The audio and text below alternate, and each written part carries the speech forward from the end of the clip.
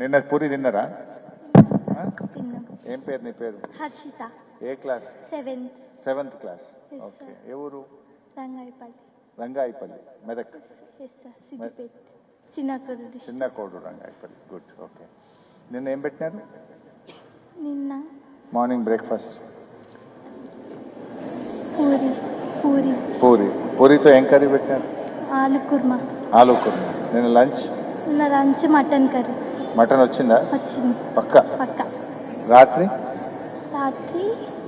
బెండకాయ. అన్నం మంచిగా అవుతుందా? ముద్ద అవుతుందా? మంచిగా అవుతుంది. ముద్ద అవుతుందట కదా?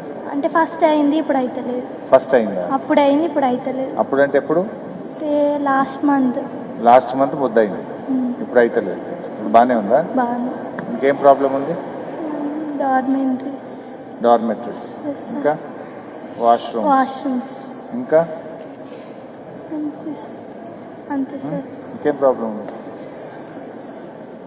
వాటర్ వస్తుందా? వాటర్ అప్పుడప్పుడు రాదు. ఇంకా ప్రాబ్లం? భయపడక.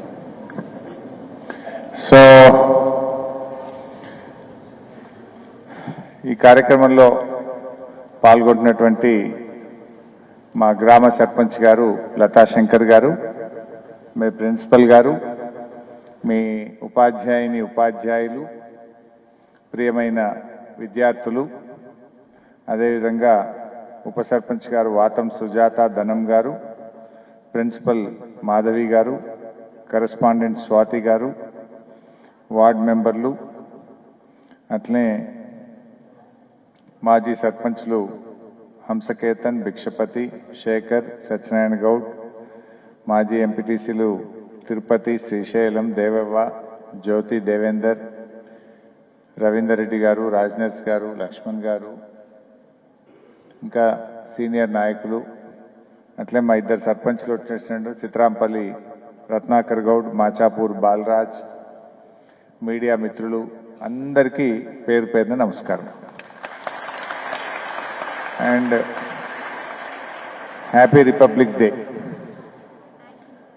సో ముఖ్యంగా నేను చాలా రోజుల కిందనే రావాల్సి ఉండే, అప్పుడే మీరు సంక్రాంతి సెలవులకు పోయారట. సెలవులు అయినాక వద్దామంటే అందరు పిల్లలు రాలేదు, కొందరే వచ్చారు, తర్వాత రమ్మన్నారు. సంహవ్ అట్లా నెల రోజులు వాయిదా పడ్డది. మీ అందరికీ చలికాలం కదా, బ్లాంకెట్స్ ఇద్దాము, మీ అందరికీ ఇబ్బంది ఉంటుందని చెప్పి మా లక్ష్మణ్ సేట్ని అడిగితే మీ అందరి కోసం బ్లాంకెట్లు కొనుక్కొని తీసుకొని రావడం జరిగింది. సో ముందే డార్మెటరీ లేదు, క్లాస్ రూమ్లోనే డార్మెటరీగా వాడుకుంటున్నారు.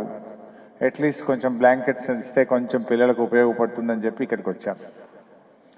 మీకు తెలవాల్సింది ఏంటంటే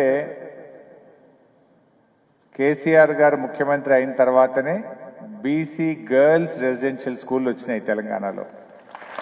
అంతకుముందు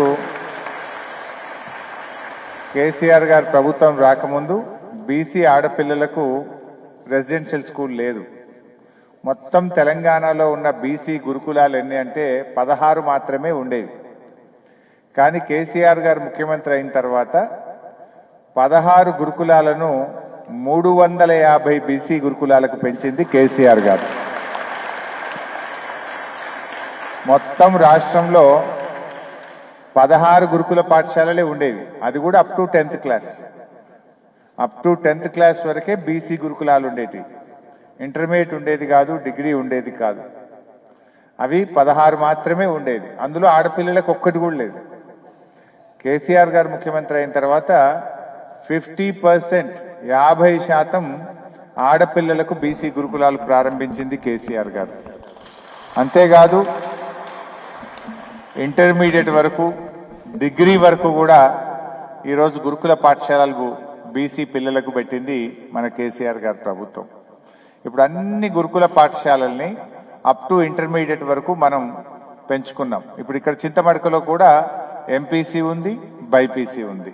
ఇక్కడ కూడా ఇంటర్మీడియట్ ఉంది. అంటే పిల్లలు 10th కాగానే ఇంటికి పోతే కొంతమంది తల్లిదండ్రులు పెళ్లిళ్ళు చేస్తున్నారు, పిల్లల చదువు ఆగిపోతుంది అని చెప్పి కేసీఆర్ గారు ఇంటర్మీడియట్ వరకు చదివిద్దాం, అప్పటి వరకు అయితే కొంచెం పెద్దగా అయిపోతారు, సొంతగా ఆలోచించుకుంటారు, ఉన్నత చదువులు ఇంకా చేసుకోవడానికి వాళ్ళకు ధైర్యం వాళ్ళకు ఒక కాన్ఫిడెన్స్ అనేటువంటిది డెవలప్ అవుతుందని చెప్పి కేసీఆర్ గారు రాష్ట్రంలో ఉండే అన్ని బీసీ గురుకులాలను ఇంటర్మీడియట్ వరకు కూడా పెంచడం జరిగింది.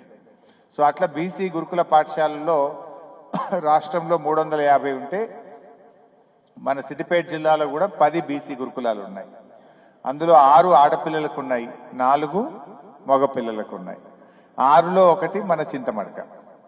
ఇలా చింతమడక గొప్పతనం ఏంటంటే పర్మనెంట్ బిల్డింగ్ ఉన్న 2 గురుకులాల్లో చింతమడక గురుకులం ఒకటి. యాక్చువల్గా బీసీ ఆడపిల్లలు డిగ్రీ చదువుకోవాలంటే ఈ తెలంగాణలో ఇంతకుముందు ఒక్క డిగ్రీ కాలేజ్ లేదు, రెసిడెన్షియల్ డిగ్రీ కాలేజ్ ఒక్కటి కూడా ఉండేది కాదు. కానీ కేసీఆర్ గారు 35 బీసీ రెసిడెన్షియల్ డిగ్రీ కాలేజ్